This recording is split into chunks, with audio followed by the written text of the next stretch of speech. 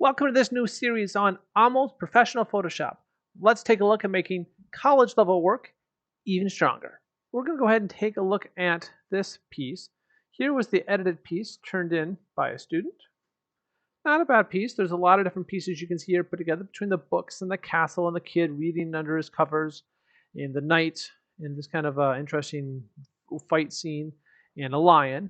And we can see the pieces put together in this piece. So let's go ahead and take a look at it at a closer level and see what we can do to make it even better.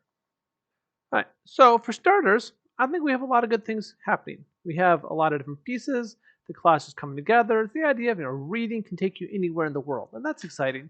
So some good things that happened. He's actually got some warming here on this guy. He's using an adjustment layer with a clipping mask, so it doesn't adhere to all of it. If I go ahead and turn off the clipping mask, release the clipping mask, now this affects the entire picture, and he didn't necessarily want that. He wanted to be on the guy itself. So we'll go ahead and put that back to the direction he had, which I think is helping to match the different layers to make them a little more blended in and believable, when that's a good thing. And this layer right here, it's another little bit of masking. Not exactly sure what he did in that regard. A double layer for the mask. I'm not sure what the purpose is, but it looks pretty good.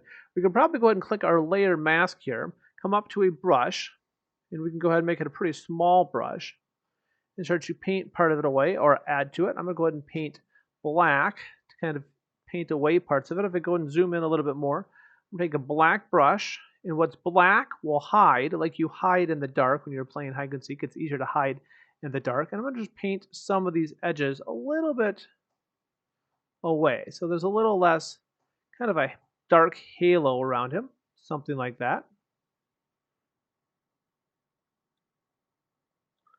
That's better. And no, it takes a lot of time, but I would say masking is one of those things that just takes the discipline of getting it right. Now, I'll show you a technique that's super helpful. I find I use it all the time when doing compositing. If I go ahead and click, and I hold Shift and click again, it will draw a line from point A to point B. That's helpful when I start to trace the edge of his shoulder. I can continue to click, and it will draw a straight edge, regardless of how good my mouse skills are, to have a nice clean edge to the piece. So refining this mask a little bit, we see a little bit of the pages in the book has some things to be desired. A little bit edge there is off. And that looks pretty good. Next, I'm going to go ahead and keep going through the pieces. And what I'm seeing here, we have some color to take away some of the orange color, which is a good thing because the orange would have been too distracting. So I think that was a good choice. Otherwise, it would have been grabbing too much attention because of color weight would not have been great. Turning this layer, this mask, I'm not really seeing what it's doing much. It has a little bit of color adjustment. I'm not really seeing a huge adjustment on the soldier. And it is definitely warming him up a little bit, I guess. This one helps just add that mysterious, like he's a little kid, maybe reading through the story. This one makes the biggest difference. Here is the castle scene. And I think there's some good things for it, but I think it's a little bit bold. Like we see this is really sharp. And when things are sharp, it might take a little bit of attention off from the other things in the frame, including our reader here. So I think I will go ahead and soften this just a pixel or two. Now I'm going to show you a way to do it non-destructively, so we're not permanently damaging the files, and that's a good thing. So I'm going to go ahead and right-click on here and go to Convert to Smart Object. Click something like that. And notice this little icon here, so it's converted to a smart object. Then I'm going to go ahead and soften it a couple pixels. Go to Blur, go to Gaussian Blur, and just like a pixel or two. We're not talking a lot. And you start to see that softening just a little bit. 1 pixel, it's about right. And because it's a smart filter, I can come ahead here, and I can, as long as I save a Photoshop file, I can come back tomorrow. I can double-click this Gaussian layer, and I continue to make that adjustment after the fact. So I think going about a pixel is about right, just to soften it a little bit. And that's softening just a little bit. It's still there. We still tell it is. Maybe it's a little heavy-handed. We can go salt and pepper to taste a little bit, maybe 0.6 pixels. And that's softening a little bit. Definitely the line is much sharper.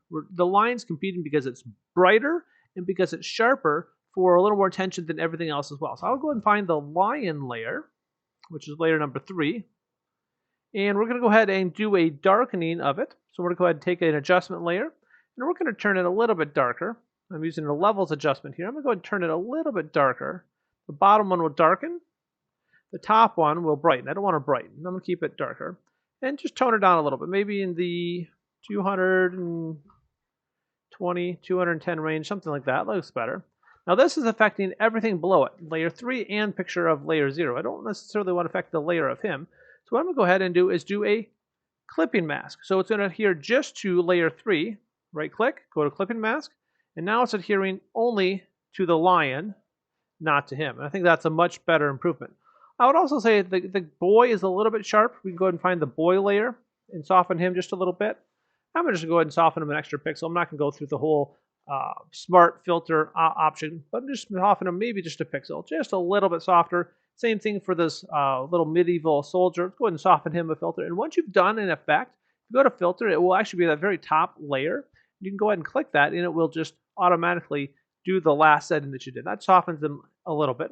That might be a little bit heavy-handed. Let's go ahead and go to filter, and let's give him like a half-inch blur, half pixel blur. It's a little softer, but not completely soft. So I think that helps. Maybe even addressing some of the masking of the castle here. On our castle, we've got a lot of masking going on. Selecting the layer, let's go ahead and do a mask, a little Japanese flag mask, something like this.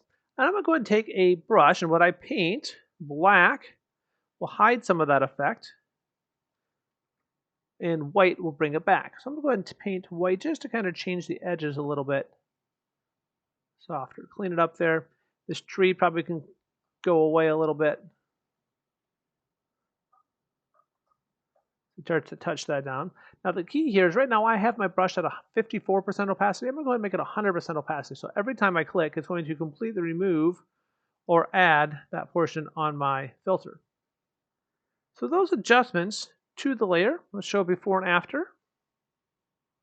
Create a snapshot. These are my edits. And this is the before. Probably could even soften the lion just a pixel as well. If you wanted to go ahead and soften the lion just a little bit so it's not so sharp and grabbing attention. Click the layer 3, which is the lion. I'm going to go ahead and add that filter just a half point, just a slight blur. And that's better. Just a little bit softer. And I can even brighten this man reading the book. So I can go ahead and find that layer of him, which is this one. I can make those adjustments and go a little bit brighter. At some level it becomes too much. Something like that. I'm going to brighten him up some from here to here. That might be just a little bit too much. So brightening from there to there. Starting to make a nice additional change to the piece. So let's do another snapshot. Original piece. Not bad. Some emphasis going a little bit to the sharp portions of the picture, the brighter line. As we start to tone that down, it is now a little more balanced, well visually weighted in the different things that are competing for attention. So composition is really about competing for attention, and here we do a good job now kind of softening some of the edges and to really have it blend together and belong together as a whole. Thanks for watching. I hope you found this helpful. Almost professional Photoshop and ways to make your Photoshop skills even better.